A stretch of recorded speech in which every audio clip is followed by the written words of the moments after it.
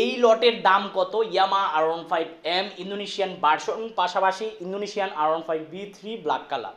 এই লটের দাম কত চলতেছে বা এই ইউনিটের দাম কত চলতেছে সেটা আজকের ভিডিওতে আমরা আলোচনা করব। ভিডিওটি প্রথম থেকে শেষ পর্যন্ত আপনাদের ধৈর্য সহকারে দেখতে হবে, তাহলে বুঝতে পারবেন।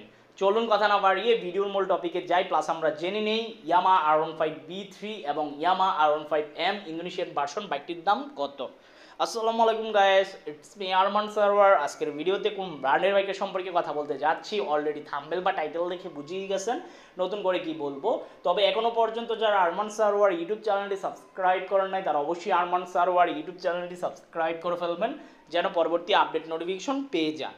বন্ধুরা, ইয়ামা R15M ইন্দোনেশিয়ান ভার্সন বাইকটি কিন্তু ধাপে ধাপে দাম কমতেছে। বর্তমানে আস্কিং প্রাইস হচ্ছে 6,30,000 টাকা আস্কিং প্রাইস।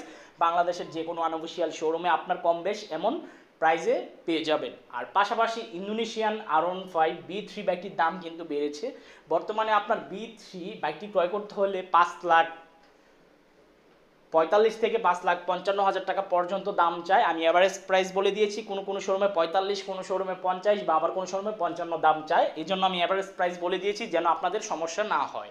তো আপনারা অবশ্যই 5-6টি শোরুম যাচাই বাছাই করবেন। 5-6টি শোরুম যাচাই বাছাই করে কোন শোরুমে সবচাইতে কম দামে বাইক দিচ্ছে ওই শোরুম থেকে বাইকটি ক্রয় করে ফেলবেন।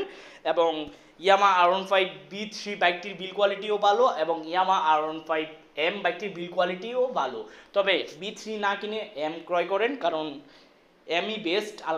এখন আপনি ইন্ডিয়ান এম ক্রয় করেন বা ইন্দোনেশিয়ান এম ক্রয় করেন সেটা আপনার সিদ্ধান্ত, আপনার বাজেটের উপর ভিত্তি করে আপনি বাইকটি ক্রয় করে ফেলবেন। এই ছিল আজকের ভিডিওর আপডেট ইনফরমেশন। দেখা হবে ইনশাল্লাহ পরবর্তী ভিডিওতে। সবাইকে অসংখ্য ধন্যবাদ এবং আল্লাহ হাফেজ।